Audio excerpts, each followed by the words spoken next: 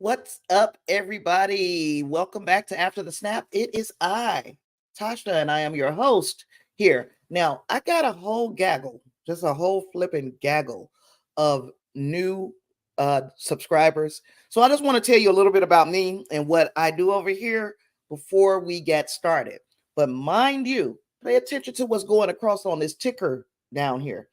Please, we're not dropping any spoilers for Star Trek Discovery or for X-Men 97 or for any other new shows because everybody might not have had a chance to watch them. I will be doing live stream for X-Men 97 tomorrow evening, 5:30 p.m. Central.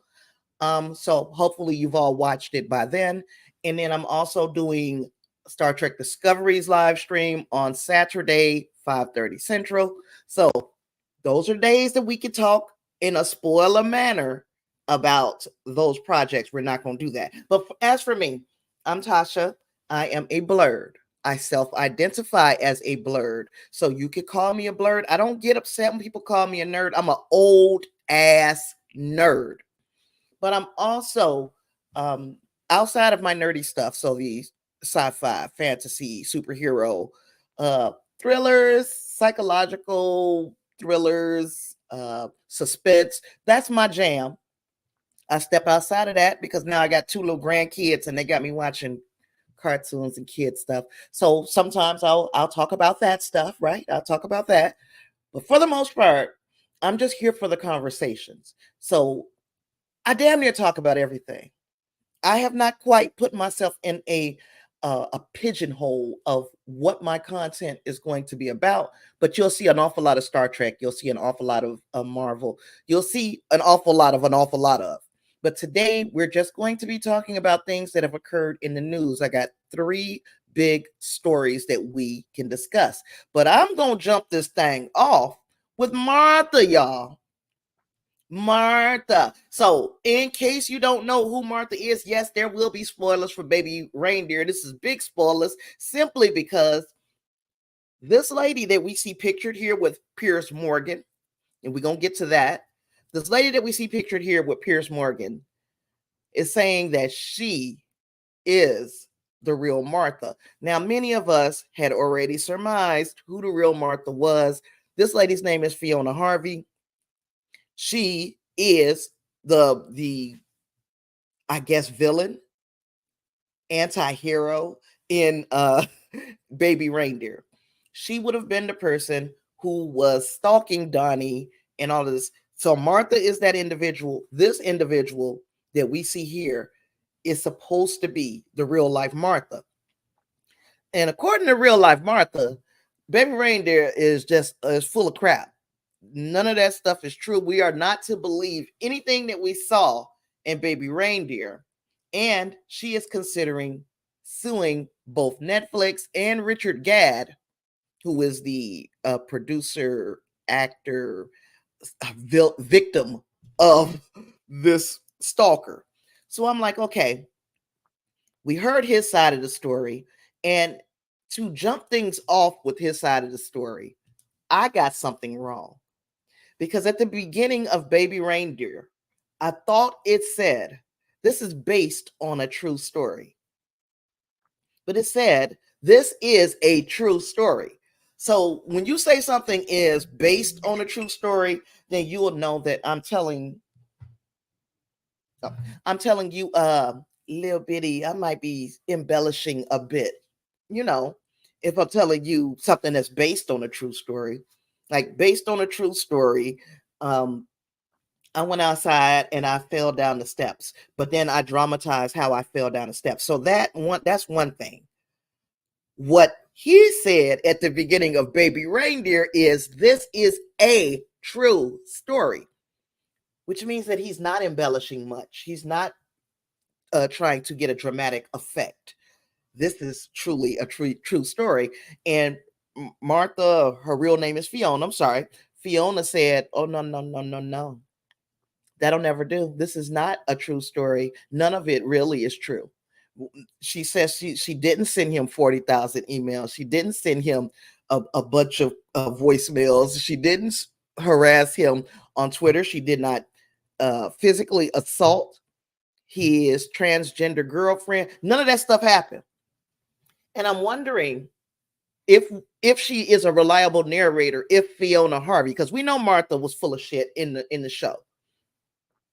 Can we say that Fiona Harvey is full of shit as well? Is she a person who we can believe? Does she have is she a reliable narrator? Well, Piers Morgan sat down with Fiona today, and we got some pretty strong accusations coming from her about Richard Gadd and her side of the story, basically. So, in order for us to be on the same page, I know I'm about to read to you from the New York Post. And I know the New York Post, and I know. Y'all ain't got to tell me. I know. But I chose this one because it has a transcript. And I do want you all to be able to take in not just the article, but I want you to hear some of the things that they talked about during this interview and some of the things that was said. So Piers Morgan sits down with the real baby reindeer Martha for her first TV interview as she slams writer Richard Gadd as psychotic and the ultimate misogynist. Now, look, we're gonna get to some more of her sound bites going through here, but again, first TV interview. She didn't have to do any TV interviews, so you're wondering to me, what is her end game with doing this interview? Because what it looks like to me, and I'm just gonna sit here outside looking in, I'm playing armchair psychologist. It looks like she sees this as an opportunity to get more attention on herself. So it does seem like she has an issue with it. All eyes has to be on her, because just because people speculated that she might be the person that he was talking about in Baby Reindeer doesn't mean that she had to come out and confirm that she is the person. So the only reason to me that you're coming out and confirming that you are that person is if you want smoke. You want all of this attention that could be coming to you. You want it all on you. You want to make sure it don't go to nobody else.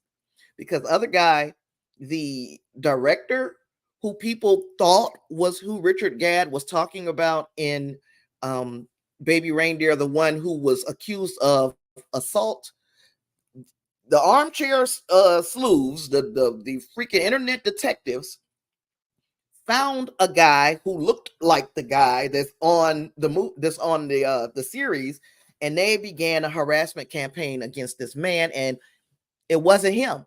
And guess what he's done? He said, it's not me, and he just sat his ass off to the side somewhere. Anything that he's doing beyond that is he's moving in silence. If he's talking to attorneys, if he's talking to Netflix and having conversations, if he's talking to Richard Gadd and having conversations, he is moving in silence. Martha wants all eyes on her. I'm going to quit calling this lady Martha. Her name is Fiona. She came out. I would have never, even after I knew her identity, I would have never talked about her as the person that is behind the stalking in Baby Reindeer, because just like I thought this was based on a true story, so some of this may be embellished. He might have embellished most of this story, but now that I stand corrected and he said it is a true story, well, now you got Martha trying to clear her good name. So let's continue with this article. The woman who inspired the TV phenomenon of the year broke her silence to blast the series, which claims to be a true story, as completely untrue. She says not an iota of it is true. She said it was very, very defamatory to me, very career damaging, and I wanted to rebut that completely on this show. I'm not a stalker. I've not been to jail. I've not got injunctions. And this is just complete nonsense. So she spoke during this compelling, uncensored special. She set the record straight after being unmasked by fans of the hit Netflix show, which to me, that even sounds crazy, because You watch a show that says that it's based on a true story, at least that's the way I understood it. It's a true story. You look for the characters. I do shit like that. I know that you want to find out who the real people are. But once we got to the point where, hey, oh, hey there, Justin. Hold on just a second, you guys. I got to run over here and make sure this isn't something important.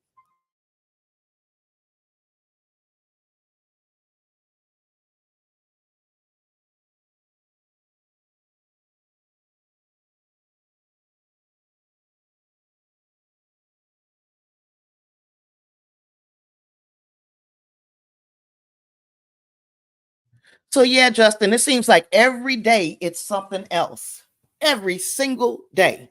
But anywho, so she said that she set the record straight after being unmasked by fans of the hit Netflix show, which again, I'm saying it's insane to me. It's one thing to be curious and to look these people up to see who they are and what they look like and what they're up to now and all of that. It's something entirely different to start reaching out to these people and harassing them, because whether or not she stalked Richard Gadd as depicted in Baby Reindeer, and Baby Reindeer, we also saw her pay penance for her crime. She was sentenced to time in prison. So why do you think you need to relitigate this woman? Who do you think you are? You know, that I can't stand the fact that people not only get so wrapped up into it that they start harassing people, but you don't even know if the person who's telling the story is telling the truth. He says that he's telling the truth. He says he's this victim of her stalking. He could have been, he could be lying. We don't know. It made a good story, and it was a fictional story, even though it could potentially have kernels of truth to it. But anyway, I'm gonna go on and continue with this article because it does have excerpts from the interview. Now, I'm going to encourage you to watch the interview. I watched the interview. I tried to tape my reaction to the interview, and then I realized that my microphone was unplugged the entire time. So that will never see the light of day. But we're going to talk about this. At the start of each episode, it states this is a true story. And they're right. It does say that. I automatically assumed that it was loosely based on true events, but no, he said at the beginning of every single episode, this is a true story. It's true. So if you're saying that it's true and you may have changed names to protect people, he didn't do enough to protect people. That's first. But that is the way the US gets down. We don't have the same laws in place to protect these people when you're telling these based on the true stories. In the UK, there are laws in place, statutes in place that protect people, that make sure that you're doing everything in your power to mask the identities of these people. Well, that ain't this. The Netflix in the United States is like, nope, fuck you. We gonna tell your story. We're gonna make money off of it. You're not gonna see too much of it. We are gonna get rich because over 22 million people have already viewed Baby Reindeer. But anywho, Fiona adds, we've had no apologies from Netflix or him, nothing. I mean, for someone who says he feels sorry for me, I've had no apology. My character seems to have smashed up a bar, sexually assaulted him in a canal, been to prison. There are a number of other allegations, and that's not true. So she's saying it ain't true. He depicted her in such a way in Baby Reindeer that we don't know if she's telling the truth. But then again, we don't know if he's telling the truth. It's just so much to it. Watch the entire interview. I did. I watched this really sped up because I don't have the bandwidth to sit down for no damn hour and listen to the whole thing. But I did speed it up and listen through it. And I'm telling you, I got issues. I mean, other issues besides the mental stuff that y'all know about already. I've got issues with this story. So, 58-year-old Fiona said Gad, who also stars in the drama series, was making money out of untrue facts. Well, if they can't be facts if they're untrue, they have to be lies, right? But anywho, she has vowed to sue the show's makers after being thrust into the spotlight and suffering online abuse.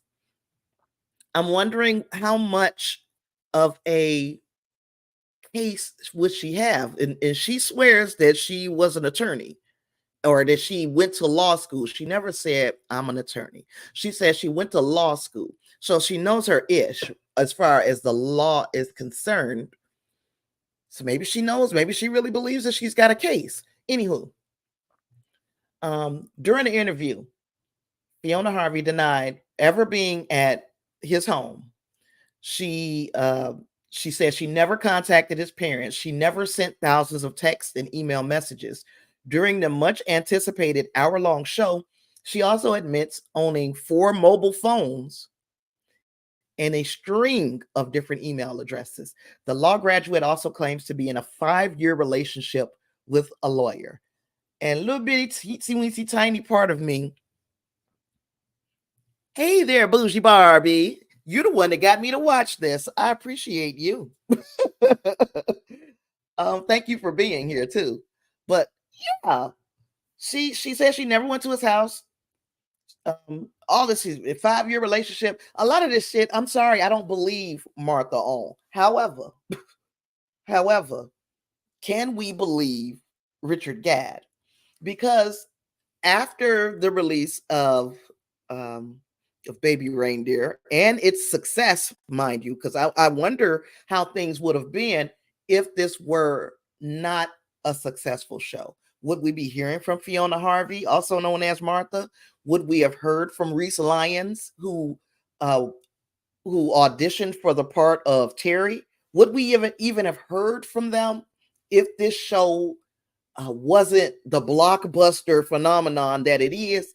Would they have just stayed in the woodworks? Would they have just sat quietly back someplace and watched it and said to themselves, self, he lying on us, but then there's no need to rush out and try to defend our name because the show is boo-boo.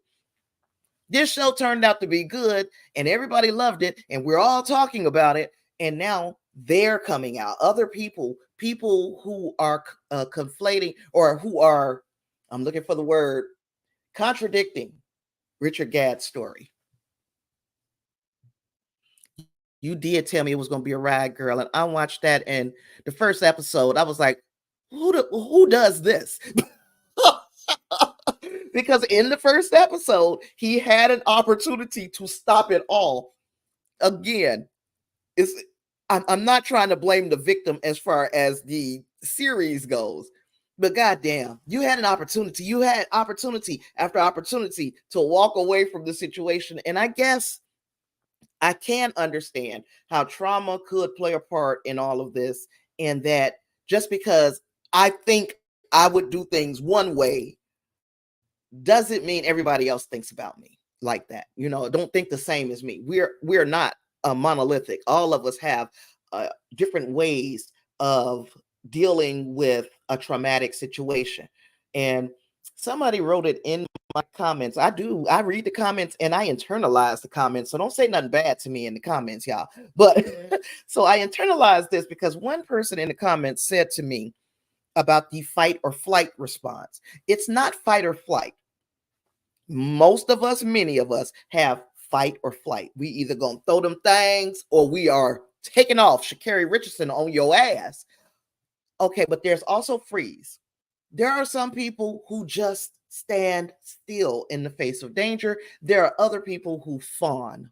And she was telling me, she was making the point that Richard Gadd, his character Donnie, could be the type of person who freezes or fawns. We saw him do that when he was being sexually assaulted in the series by this director, and by director Darian, we're going to say that one, and then by Martha. When he was being assaulted, he could have done something, but he froze. I understand what they are saying to me. Don't be so judgmental because somebody doesn't behave in the way that you think you would in a situation, because sometimes you don't know how you'll behave. Anywho, I need to get back to reading you some of the quotes from Piers Morgan Uncensored. On being outed within hours as the real life Martha online, she said, on the internet, sleuths tracked me down and hounded me and gave me death threats. So it really wasn't a choice. I was forced into this situation. So she was saying she didn't particularly want to come out, but here comes the internet sleuths and they start threatening to kill her. We don't know what really happened. Martha could be, or Fiona, sorry, Fiona could be sitting here telling a lie, but she could be telling the truth. We know people have done it for less.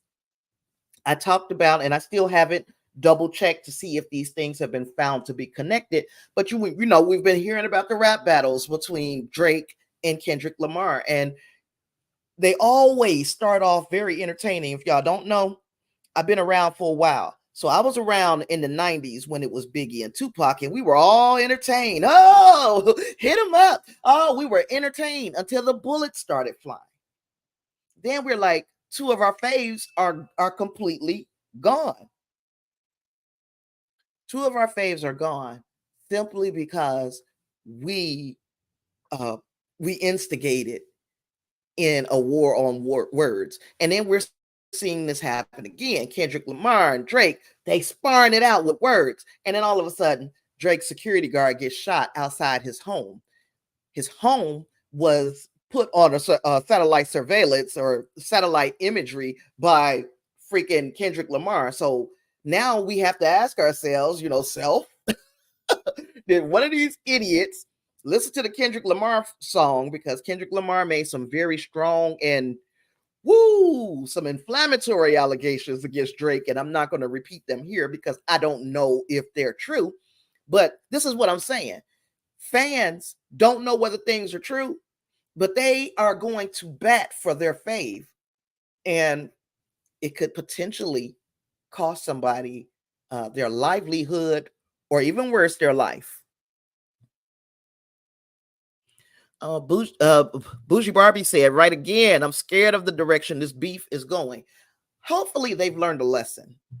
Because even if that shooting is unconnected to the beef, you still got people who have found this man's home and are enacting different types of violence on his home, because they also said that somebody tried to break into his home. So there are those things. That's a lot going on. But anywho, that's what I'm talking about.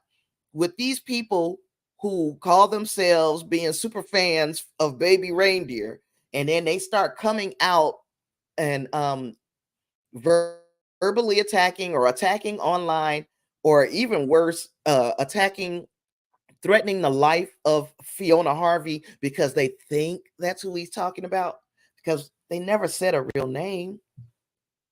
So, anywho, and if she's never been arrested, if she says she's never sent any of these messages, she's never done any of the things that she said has never happened, then why come out anyway? You know what I'm saying? Why would she have to? I wouldn't even recognize myself. If somebody told enough lies about me, I would not recognize myself in the lies that they are telling. You understand what I'm saying? Somebody could say, oh, yeah, I know that lady. She about 300 pounds. She black as hell. She abuses her children. You know, if somebody was saying that, I'd be like, oh, I wonder who they talking about, because they damn sure ain't talking about me. But she saw herself in this, and she had to come out and tell people that it's not her. But anywho, when Fiona Harvey was asked if she had watched the show, she said, not at all. Now, y'all know I don't believe that. But she said, not at all. I've heard about the court scene, about the jail sentences and all this sort of stuff. I haven't watched any of it. And Piers Morgan then asked her, are you not curious? She said, no, I think I'd be sick. It's taken over enough of my life. I find it quite obscene. I find it horrifying, misogynistic. Some of the death threats have been really terrible online. People phoning me up, It's been absolutely horrendous. I wouldn't give credence to something like that. It's not really my kind of drama. That to me means that she watched every second of it. She done seen every episode. She read the credits. She knows everything about everybody who's involved in this production. That's what that means to me. Of course, this is only my opinion. This is not that don't mean go say nothing to Martha on my behalf. I don't need no help. If Martha, Fiona, whatever her name is, came at me, I don't need no help. She'll find herself on the wrong end of an ass whooping. She better be glad that she messed around with Richard Gadd. But that is a story for another day. Now, one of the other questions that Piers Morgan asked was, how many times has she met Richard Gadd or Donnie? How many times had she met him? And she said 2 or 3 times. So for years, he's saying that they had this kind of codependent situation going on. But she's like, I only met this man 2 or 3 times, which would make him the stalker, him the harasser, him the person that we should be having all this vitriol and venom for. But anyway, she said she only met him 2 or 3 times. She said she first heard about the Netflix show 2 weeks ago, and the interest in her was absolutely horrendous. Absolutely horrendous. I couldn't believe he'd done that. And so long after the first meeting, we're talking 10, 12 years ago, really horrendous. I find it strange to believe that she had only first heard about this because he had already done a stage show, a stage play about this exact same thing. So by her being based in the UK, you would think that she would have heard about this stage play.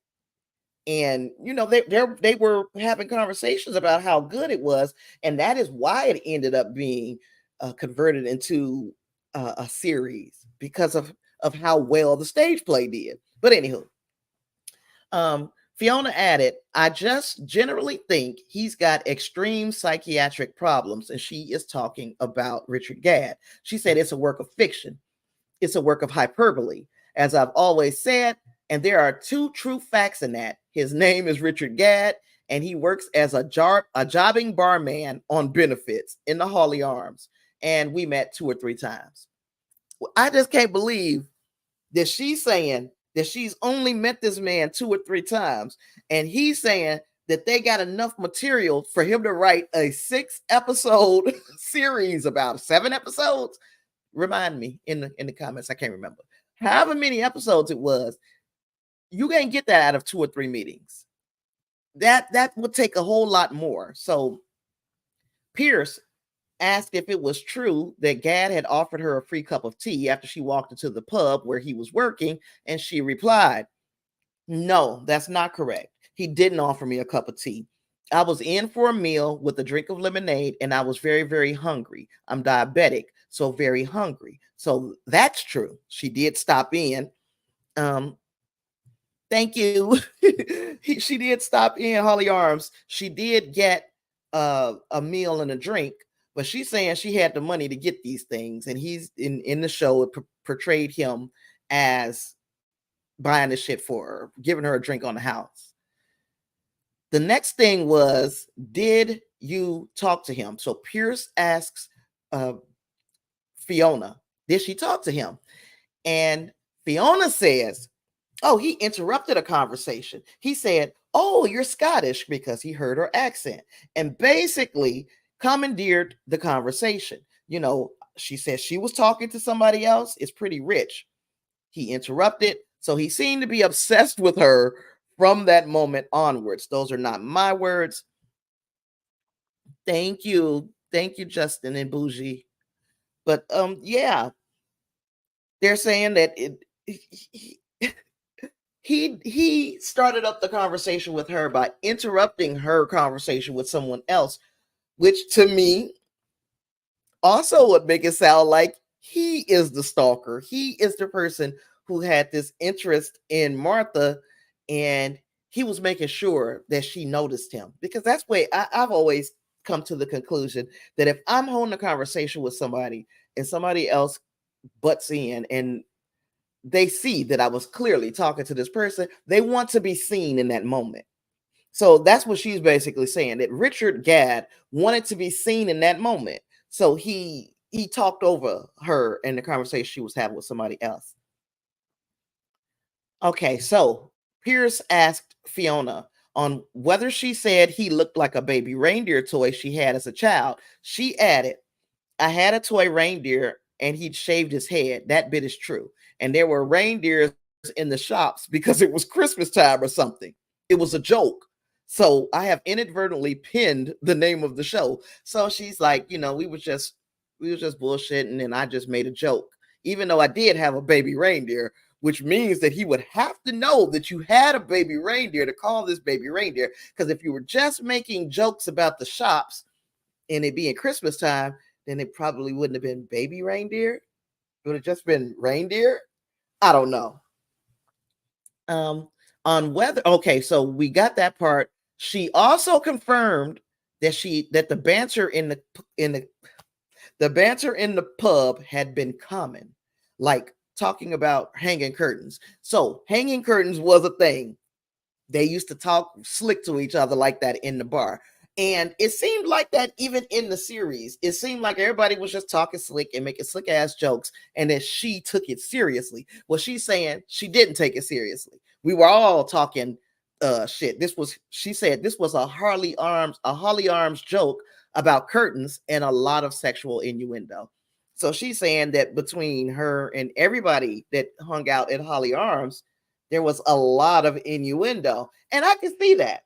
I've hung out in different bars, and I wouldn't call it a bar, different lounges. I've been a partaker of a cocktail or two, and I can spit game with the best. So you say something off the wall to me, I'm gonna say something off the wall back, because that's just the flow, the ebb and flow of a lot of these places. And once you become a regular at these places, you kind of get away with saying crazy ass shit. I hope nobody ever makes a movie about some of the stuff that I have said to people. Fiona denied that she ever caught Gadd looking in her window, which is strange because that was her opportunity to hit him with something, and she didn't. So, okay, 1 point. 1 point for Fiona. Fiona said false. I didn't see him at my house. I think it would be impossible to look through a window. That categorically didn't happen. So that would have been a point for her.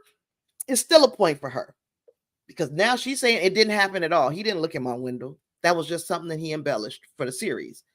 Okay, so after being pressed on the 41,000 emails, 350 hours of voice messages, 744 tweets, 48 Facebook messages, and 106 letters she is alleged to have sent him, she responded, that's simply not true. If somebody was sending somebody 41,000 emails or something, they'd be doing how many a day? Lots. If Piers Morgan said, yeah, it would be obsessive. And she said, yeah, absolutely. No. She said, none of that's true.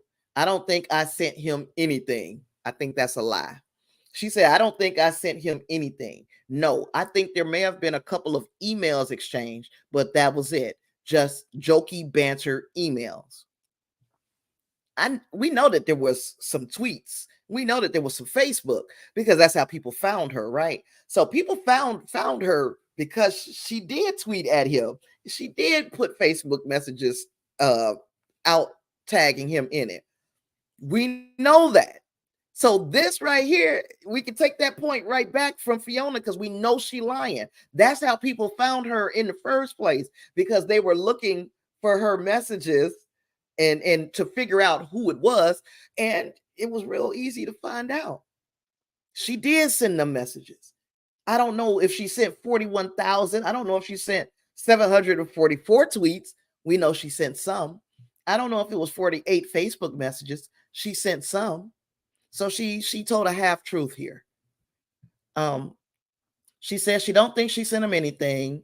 She said there may have been a couple of emails, no text messages, no Facebook messages. She may have done one tweet years and years ago. Nope, she took that back. She said it's about 18 tweets. which a second ago it was none, remember? Yeah, Fiona find her way out of the hole with me and then just tumbles her ass right back in because obviously some of this stuff is true. Obviously, we can say that bits and pieces of this are definitely true. So why not just admit the things that are simple to admit? And then these big things, that's what you take, you put the gloves on for and you fight, you know. But anyway, on the subject of the emails, she also went on to say there are not 41,000 emails. That's over a year. According to you, there's only a handful. That's what Piers said. And then she responded, yeah, I mean, how long would that take someone to type up? Piers said, how many do you think you sent him? She said, a handful, if that. Piers asked, like, what does that mean? How many? Fiona answered, less than 10.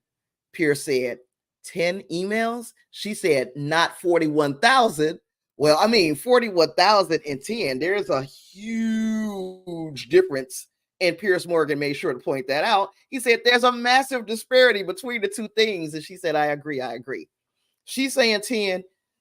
He say 41,000. So somewhere in between now. She went on to admit that she had sent him one letter. Pressed on who had sent him all the correspondence, she said, I have no idea. I think he's probably made it up himself. I wouldn't be shocked though if, because she did make a comment. Oh, Justin says, I wonder what Richard's response will be to this. I will sit back and wait and be earnestly curious as to how he responds or if he responds, because he may not respond at all. This may be a situation where no response is the best response, especially when she's talking about litigation.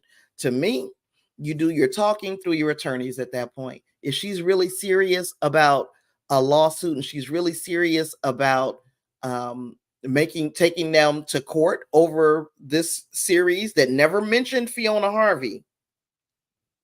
They never said her name. People figured it out. And yeah, I think you got a better case against the, well, I guess that is Richard Gadd. Anybody could have said, you know what? We have not done enough to mask this lady's identity. Let's change some more aspects of her character. They could have not made Martha on the series look so much like Fiona Harvey because they look an awful lot alike. They could have also not made the character Martha an aspiring attorney. They could have made her anything, but because they put so much of Fiona Harvey's personality on the Martha character to the point where she's even doing the Scottish accent, because the lady that played Martha is not a Scottish actress. She's an actress. She's doing an impression of an accent. So they could have changed quite a bit more. They could have made Martha American. To me, if what she's telling is the truth, more people are going to come out and say that Martha is telling the truth, namely the trans woman, the trans girlfriend that the Terry character. She could easily come out and say, she never attacked me. No, he's telling that was embellished. He took dramatic license with that scene. She never attacked me. That could be done. That could easily be done.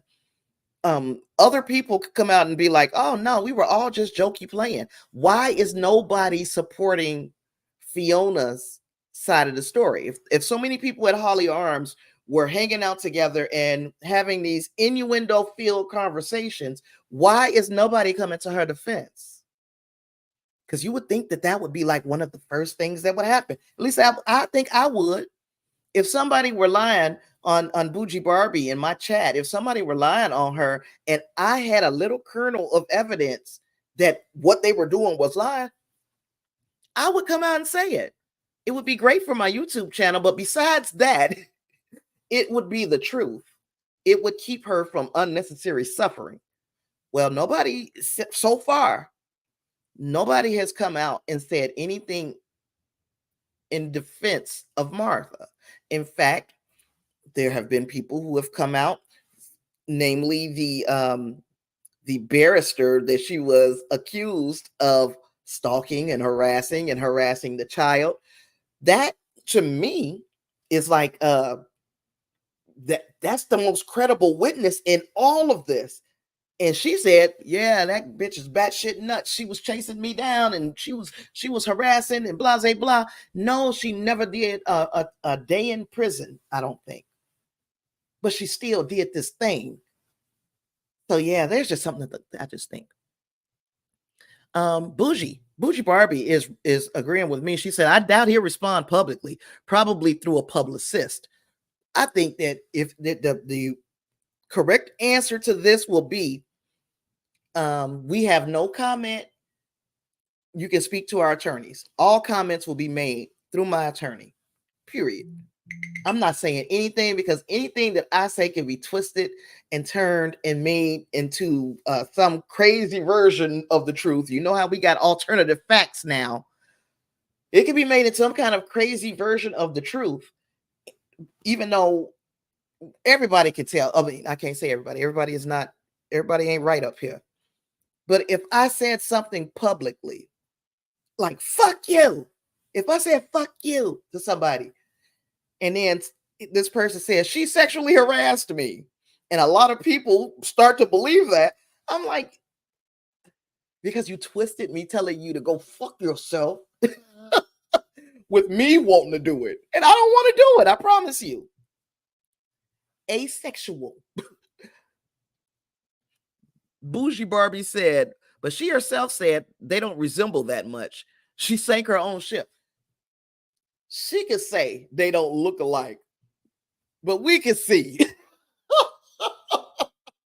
there is a slight resemblance. It might not be spot on, but there is a slight resemblance.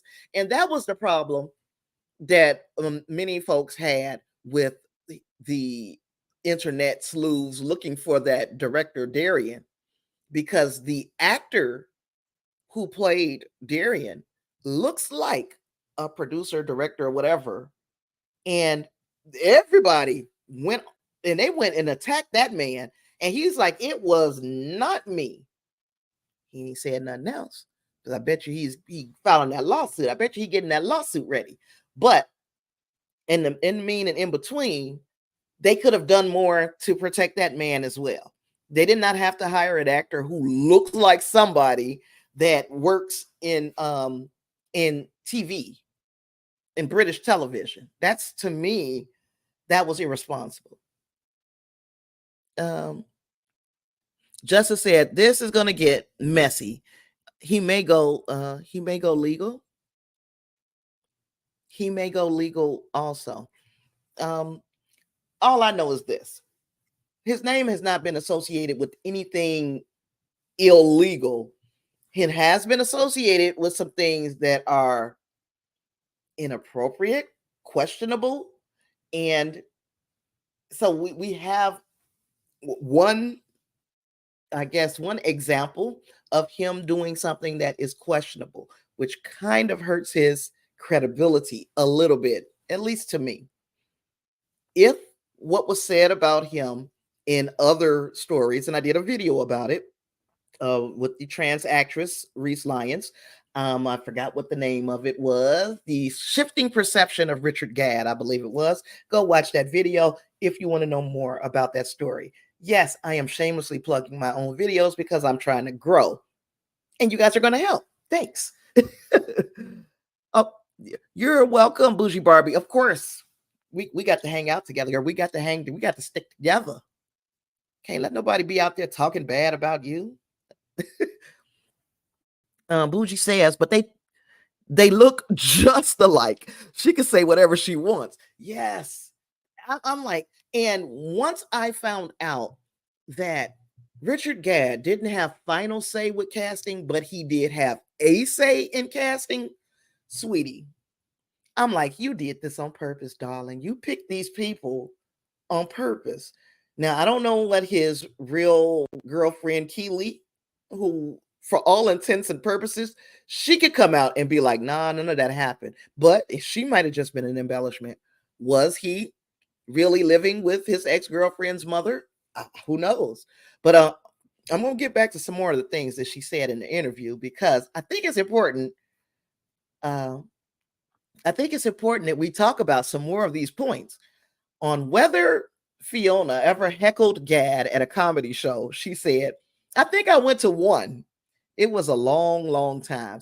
So now you can't remember shit that happened. It was so long ago. I can't remember if I went to a comedy show.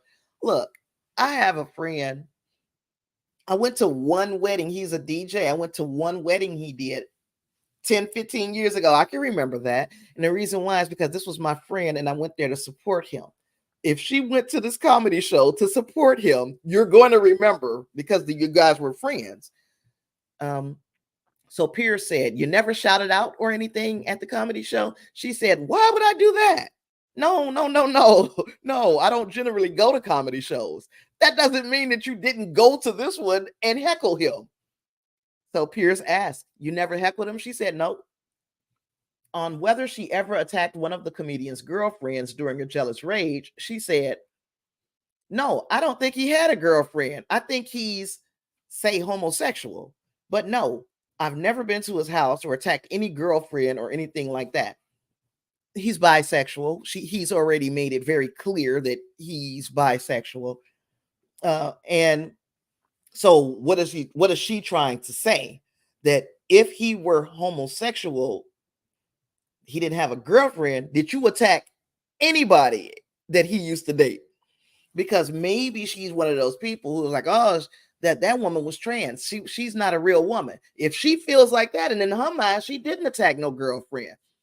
But Terry was his girlfriend, regardless to whether she's gonna call her or whatever. That was his girlfriend. And in the series, she attacked her.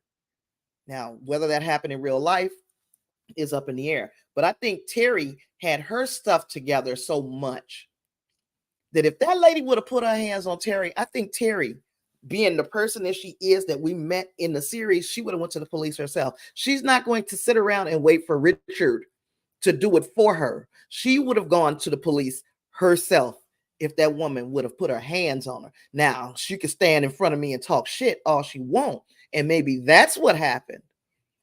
But if it would have gone into a physical attack, I think Terry would have pressed charges.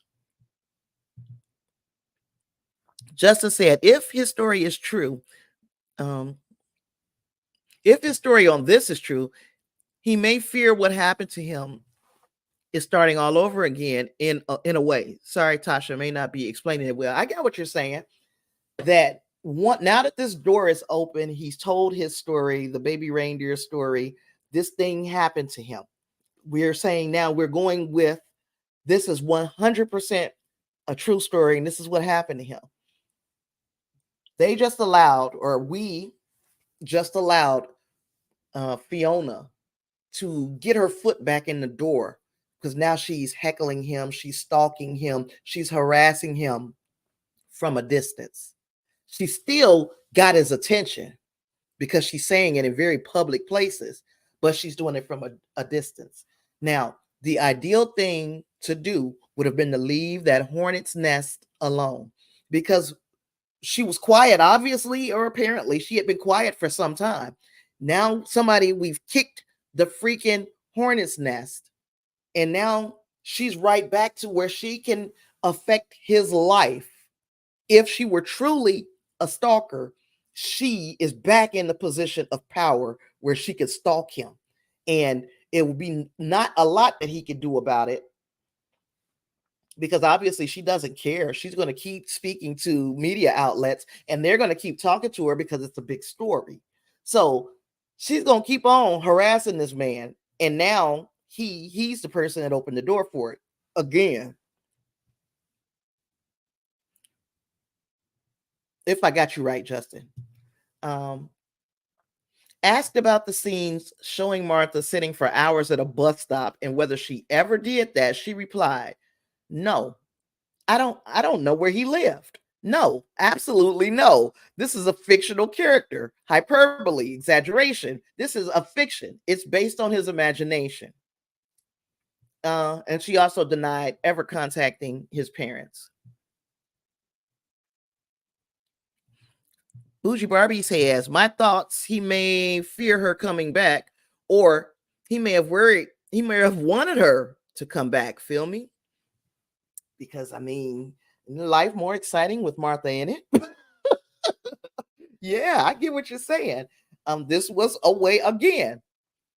If you want to get stung by some hornets, the best way to do it is to kick that hornet's nest. Kick that thing over. You're gonna get some hornets. And maybe that's what baby reindeer was intended to be, was a metaphoric kicking over of the hornet's nest. Um, After watching a clip of the series showing Martha pleading guilty to intimidating Richard's character Donnie and being sentenced to 9 months prison time, Piers asked if she had ever been to prison or been charged. She replied no to both questions. That's completely false. And I don't think the actress sounds like me. I mean, people compare me to Lorraine Kelly, but I look nothing like Lorraine Kelly. We all happen to have dark hair and we're Scottish, you know. I think the actress is from Glasgow, I think, but I'm not sure. I'm from the central belt of Scotland, she continued. So, were you ever sentenced to prison? That lady sounds nothing like me. She said no, but then that lady sounds absolutely nothing like me. Justice says, yeah, she is now using the law to get back in, just being devil's advocate. And she said the same thing about being devil's advocate. She was playing devil's advocate with herself in this interview. You gotta listen to it. It's a crazy interview. Um, Let me see. Ask again if the 9 month prison sentence in the drama is based on reality. She said that's completely untrue. Very, very defamatory to me, very career damaging. And I wanted to rebut that completely on the show. I'm not a stalker. I've not been to jail. I've not got injunctions, interdicts. This is just complete nonsense. On whether Netflix had ever contacted her, she said, no one's contacted me, never. Watching another clip of Gad speaking recently on Lorraine, she added he was milking it for all it's worth.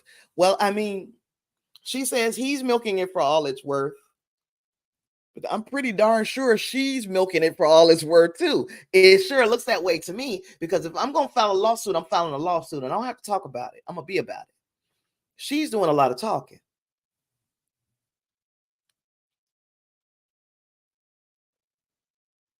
Hey, David, is Martha the new Karen? Mm, she might be. She might be. Let me see.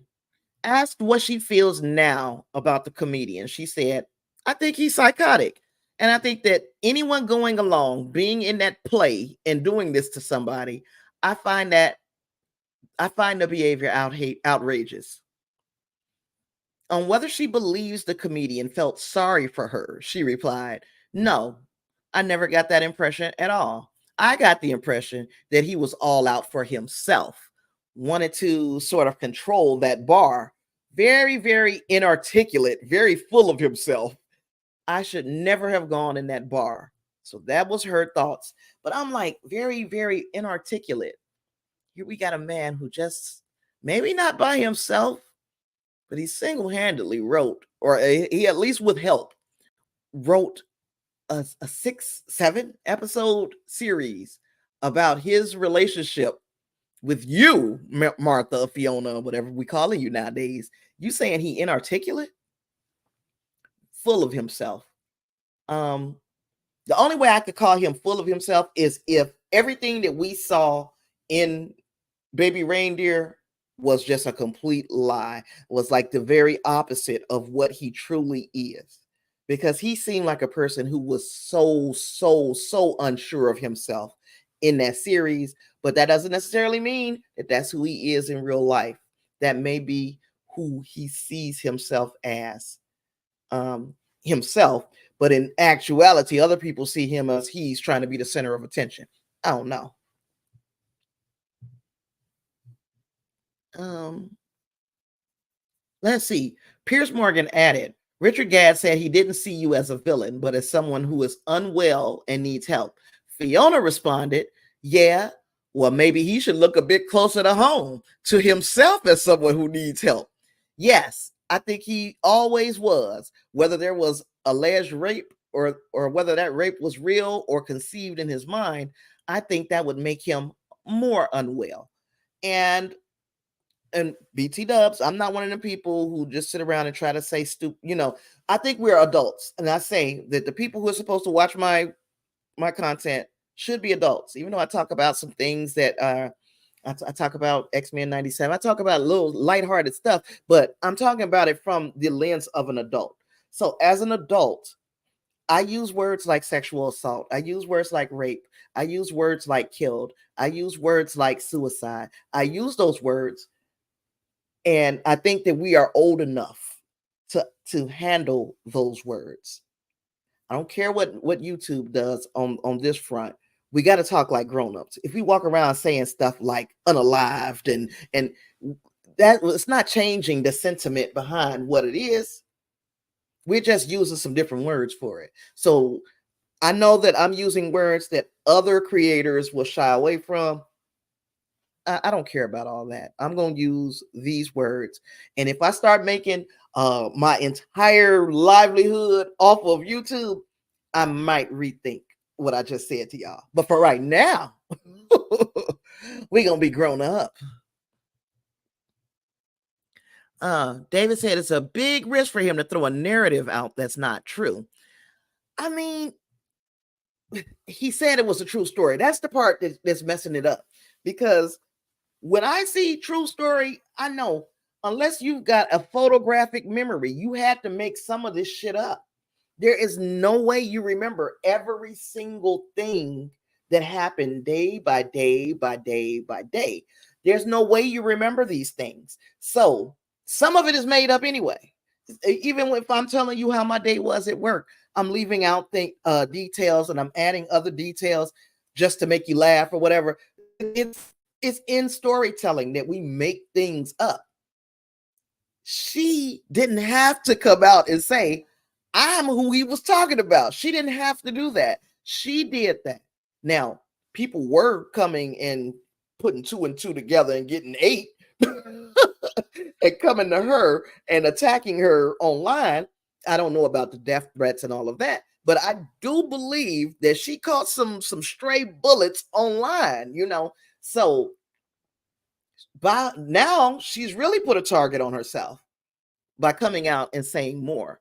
And specifically, some of the things that she said in this interview makes it hard to believe anything that she says, because it seems like she is scaling back her culpability.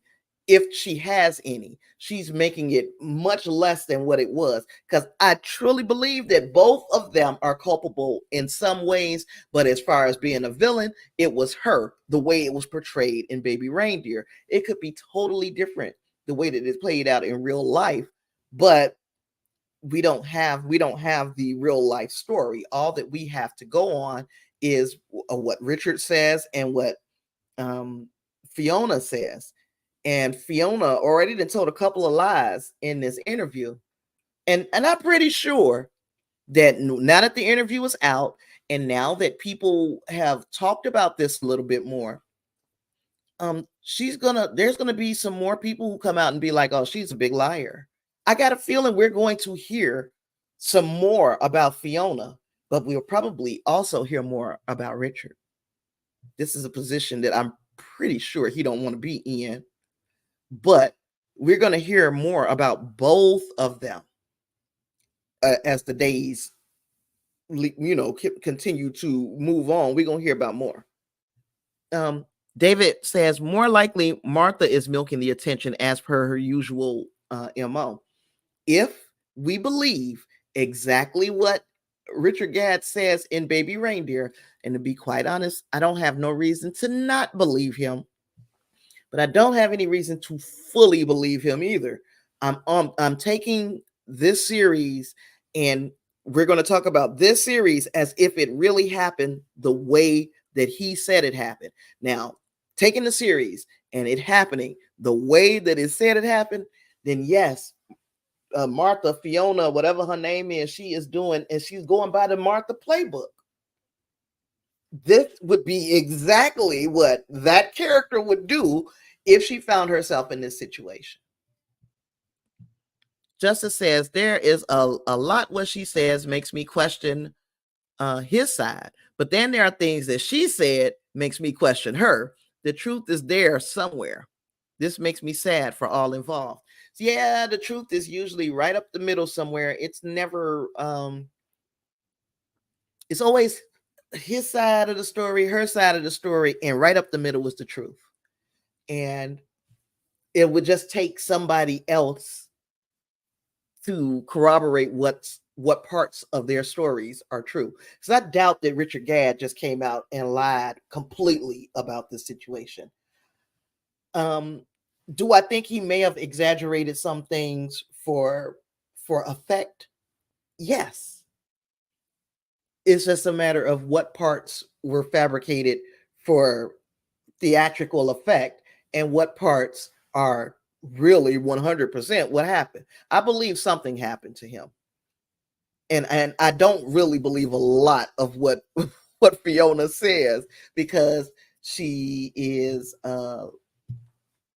even in this interview, she is very defensive,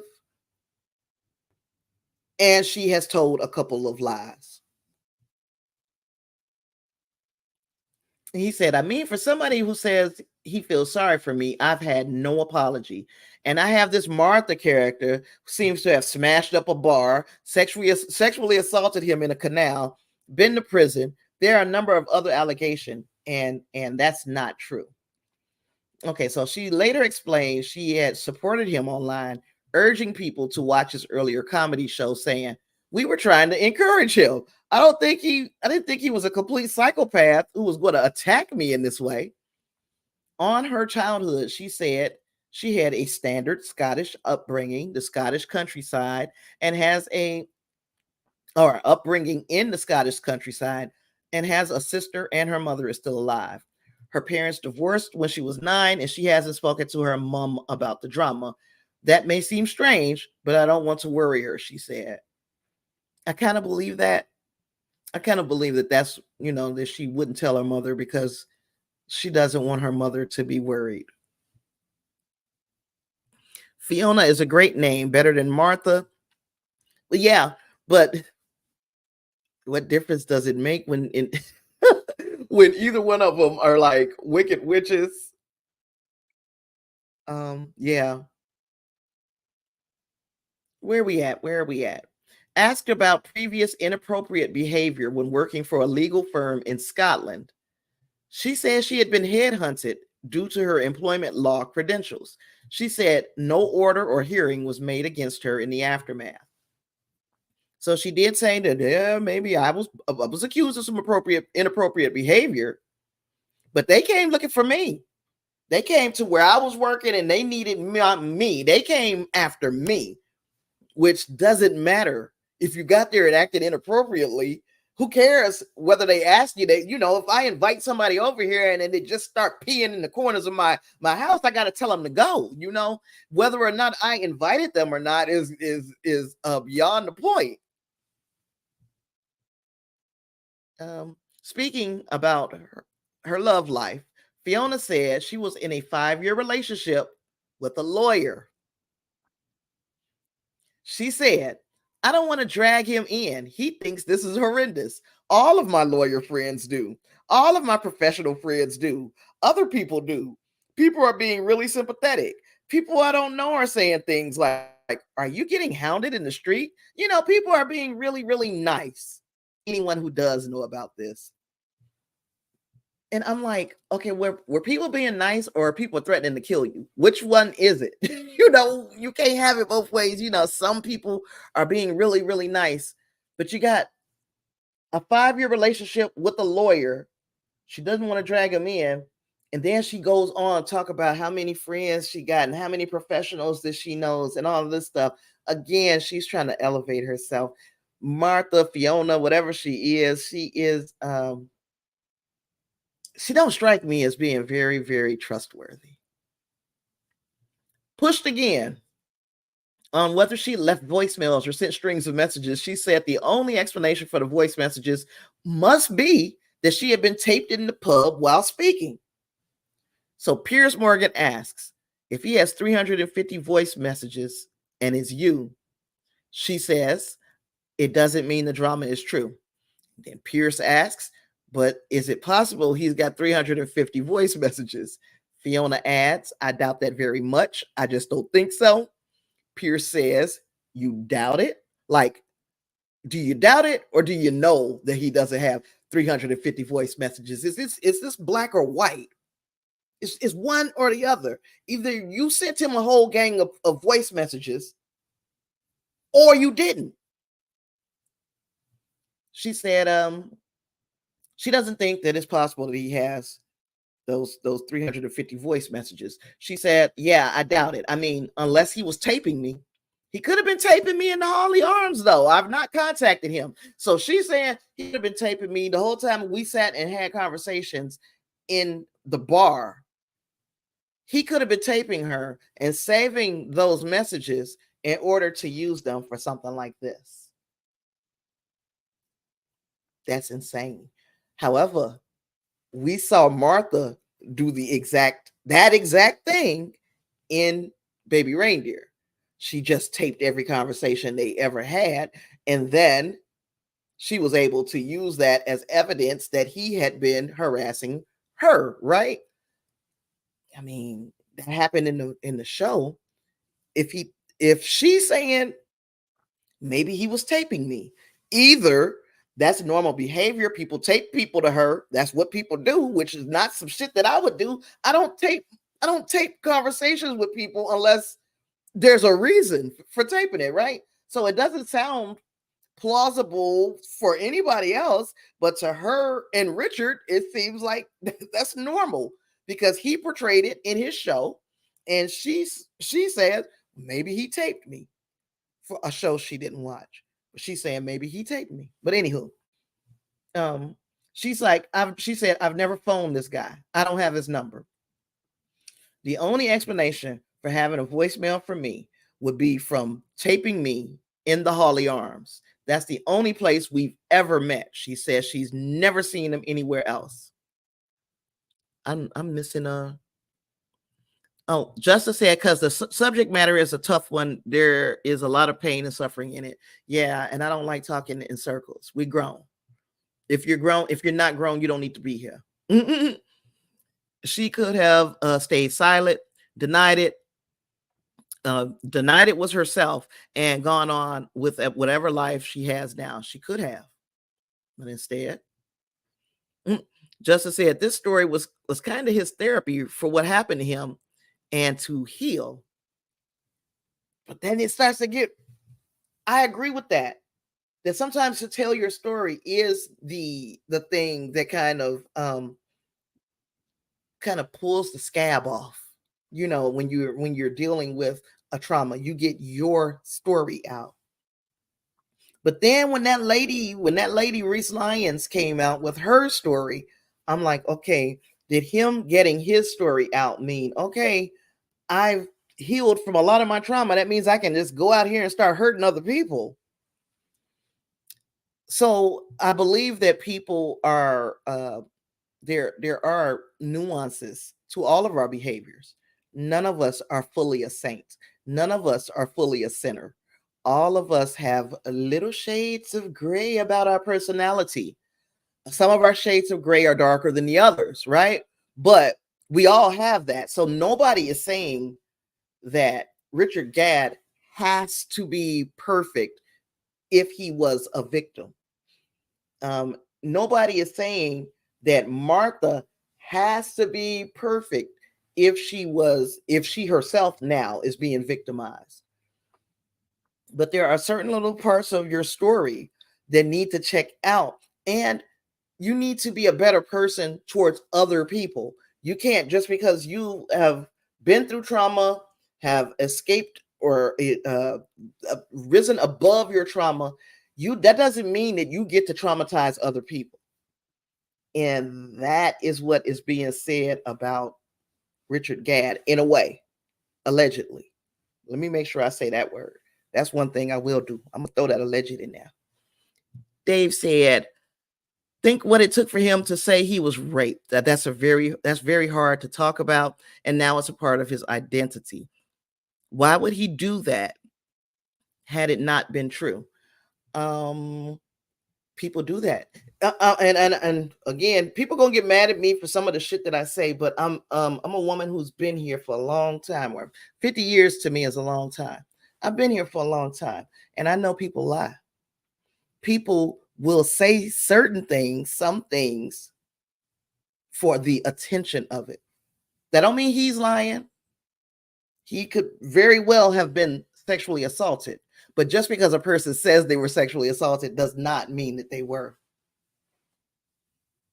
Some people lie. Yep.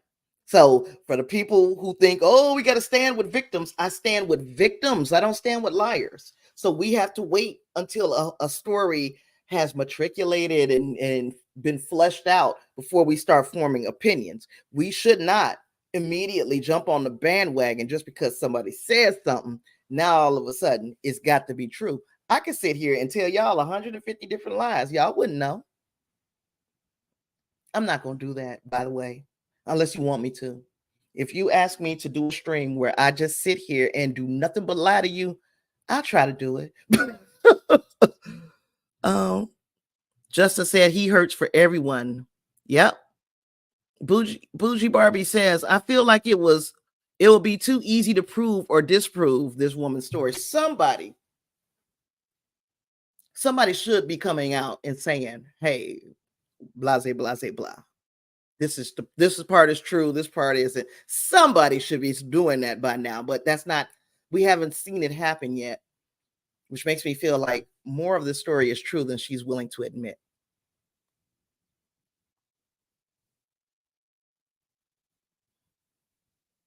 You about to pull some scabs on your channel. What?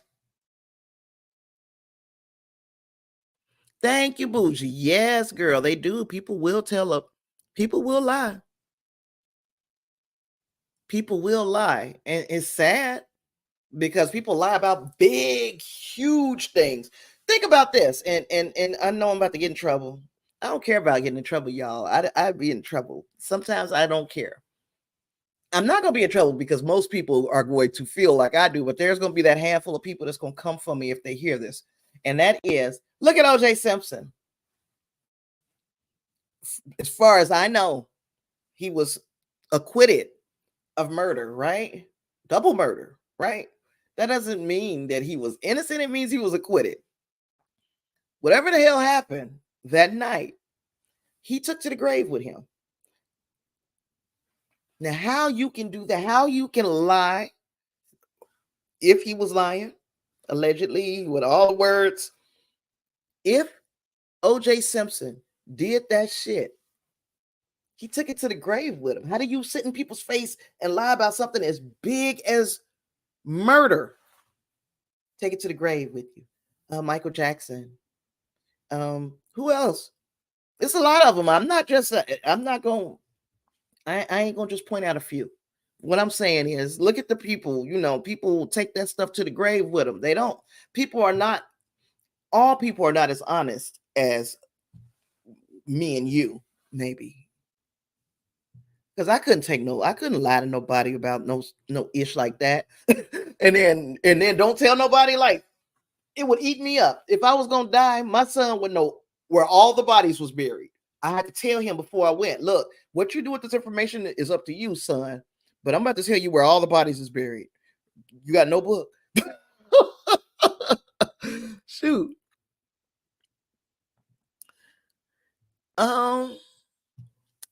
Bougie Barbie says, I bet OJ told some folks. I'm shocked they haven't flipped on him.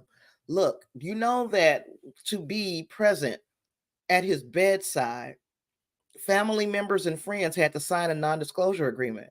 So there could have potentially been that he didn't take it to the grave with him, but he made sure that I'm gonna put this in writing. Y'all gotta take it to the grave with y'all.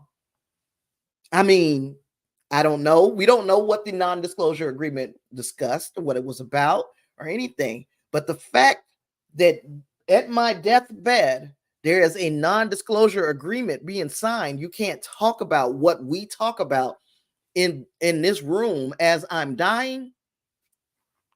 That to me is that's interesting. That's the word I'll use. Interesting. Um.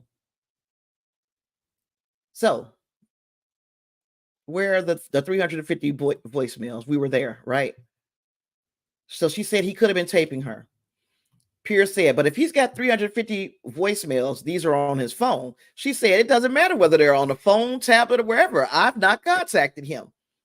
Piers says, but I'm curious, why would there even be a possibility of him having that number of voice messages from you? And Fiona says, because he's crazy and want to make this up.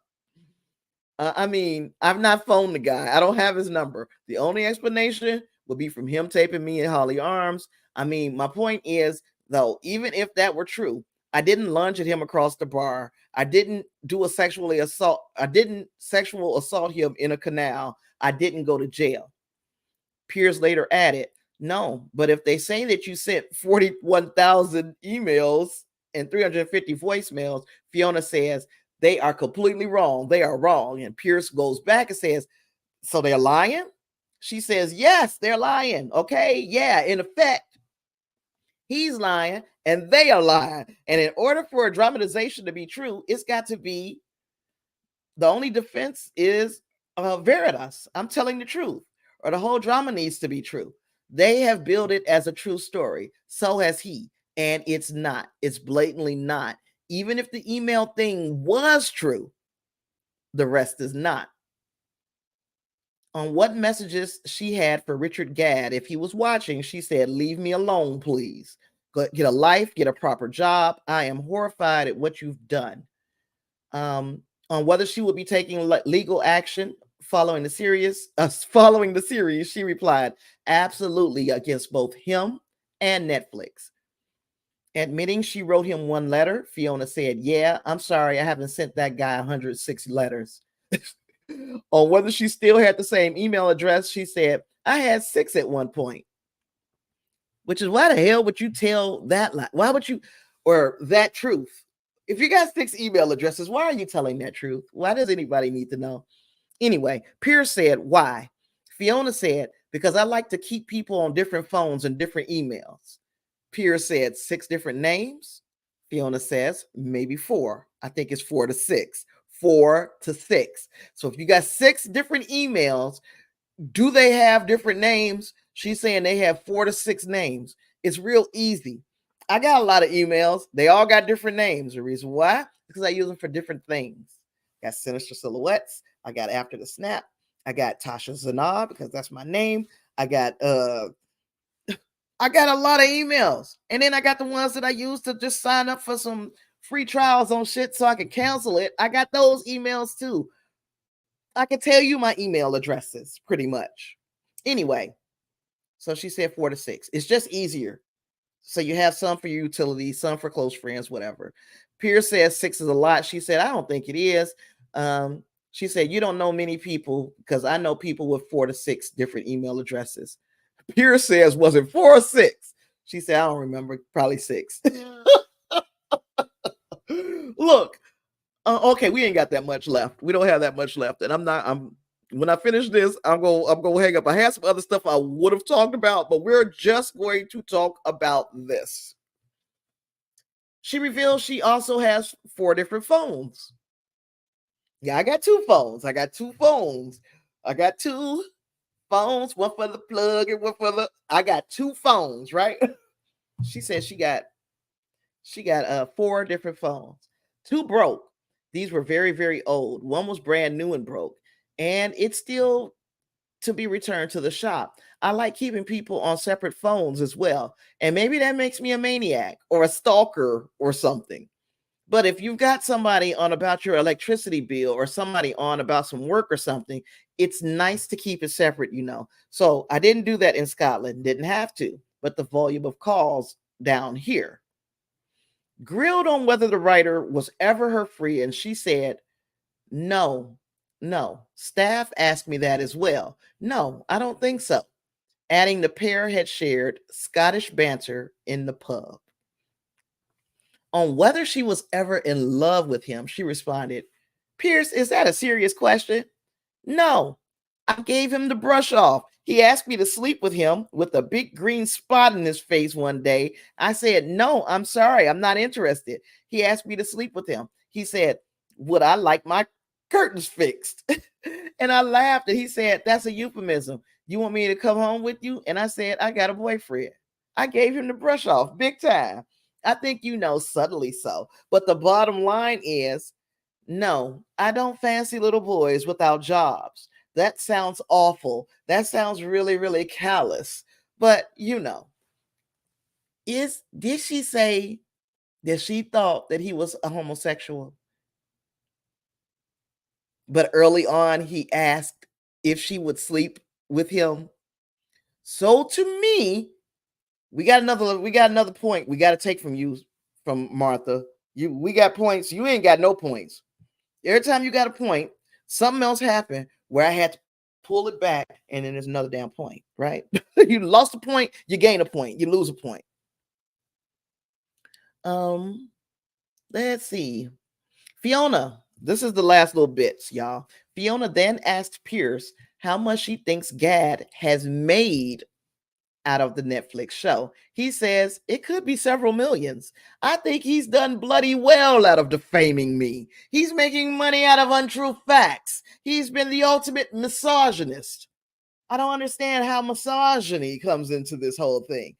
Sounds to me like if he was lying, if he didn't defame you because he never said your name, he never even described you, none of that. He had an actress who looks an awful lot like you play you in this series, and some people on the internet found you. I don't honestly think that she got a leg to stand on. Tell me what you think. Do you think she has a leg to stand on if we start talking about a lawsuit? Does she got some money coming? Do I need to be doing an interview with Fiona? I need to talk to her. I need to ask her other follow-up questions. Okay, so with reports of a potential second series, I don't understand where we can get the second series from, but with reports of a potential second series, Fiona added she might write her own book. Claiming to have a law degree and a photographic memory, she also said she would think about taking a lie detector test to prove her words. She did say that she would think about that. I don't think we will ever see a lie detector test from Fiona.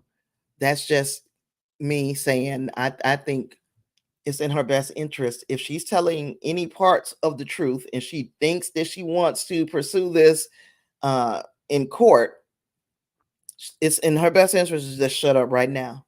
Just stop all this talking.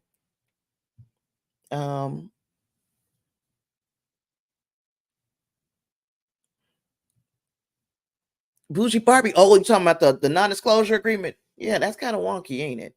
I read it somewhere, and if I can find a let me see, OJ Simpson. I know we were talking about something entirely different.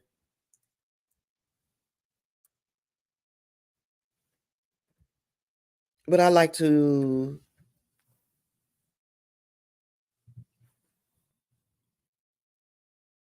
okay. I'm gonna read this real quick. All of OJ Simpson's kids, including two with murdered wife Nicole, were at his side in his final days. Friends, family, and medical staffers were forced to sign non-disclosure agreements. So yeah. Oh, please. I've been having computer problems. As another reason for this impromptu stream. I wanted to make sure everything was going to go off without a hitch. Things are starting to freeze up a bit, and I don't know if it's just something that I'm noticing or if you guys will notice it too. if you're noticing it, I apologize. I don't know what's going on.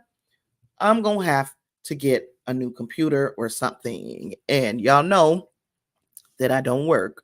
The only work that I do is watching my grandchildren. That is the best work in the world. I am their babysitter. However, it does not pay well. In fact, it doesn't pay anything. So, I think I'm gonna need a computer, and I hope that with me doing my live streams and the such, that I can get the super chats and the super thanks and the super stickers and the donations in order to make these things happen. Because God, I don't know what I'll do if this computer crashes and doesn't come back up. NDA is kind of sketchy. If she sues, it will be incumbent on her to prove they lied.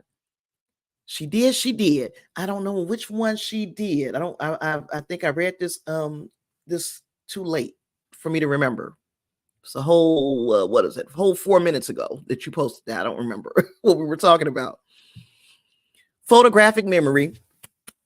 Girl, you thinking what I was gonna say too? Photographic memory, but can't remember if she went to a whole comedy show. How you doing down there, Fiona? You can't remember if it was 4 to 6 emails.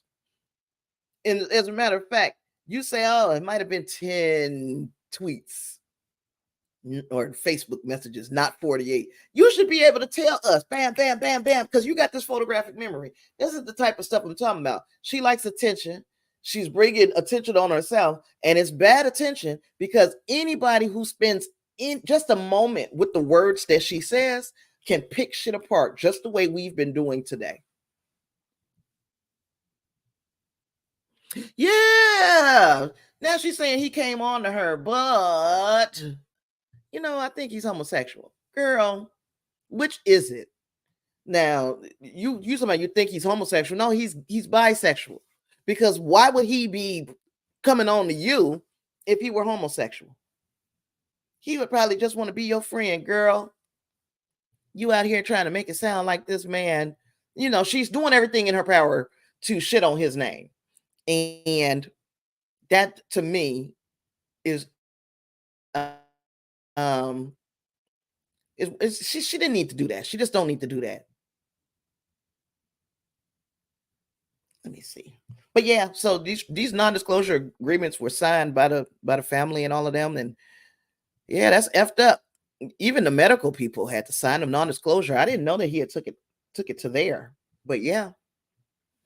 But anyway, oh, let's go back here. What else? What else? Oh, I think I finished everything. Yeah, I finished everything that Martha said during the Piers Morgan interview. Again, watch the interview because a lot happened. And a lot happened. And I'm not an expert at anything. I just, like I said, I've been here for a little while. I've been hanging out on planet Earth for about 50 years. So I can say there's some people you can tell just from the shifting of their body when they're not telling or when they're not comfortable with what they're saying as the truth. I don't want to call this lady a liar because I ain't got no money for you, Martha. You can't come to me and try to get nothing. I don't have nothing but advice. And my advice, again, would be to just shh, don't say anything. Just hush. Just hush. Because if you don't hush, everything that you are putting into the public can be used. Can be used in this lawsuit. And you put out some things in this Piers Morgan interview that are contradictory. Like you saying one thing and something else entirely is happening over here.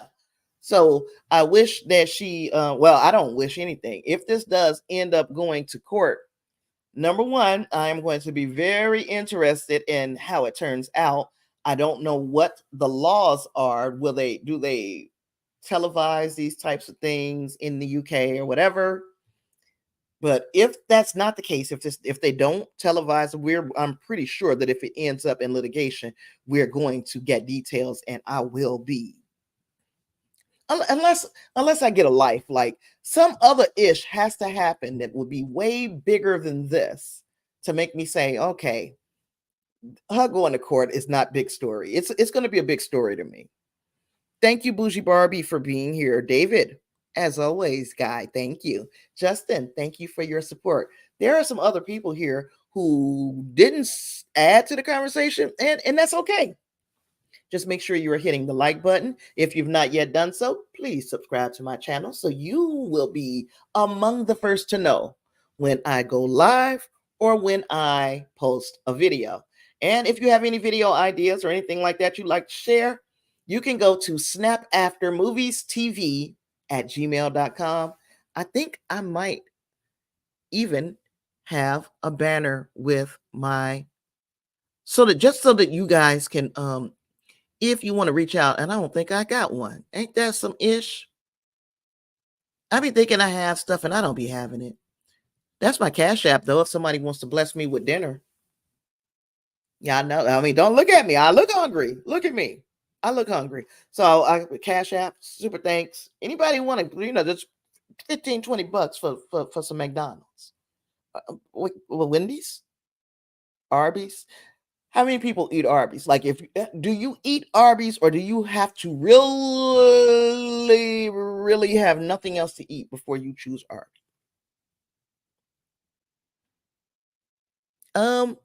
Thank you, Bougie.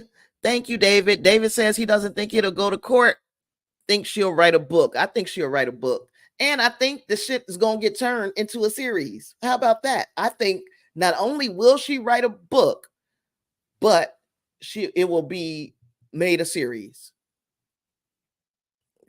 I can almost it's too much money.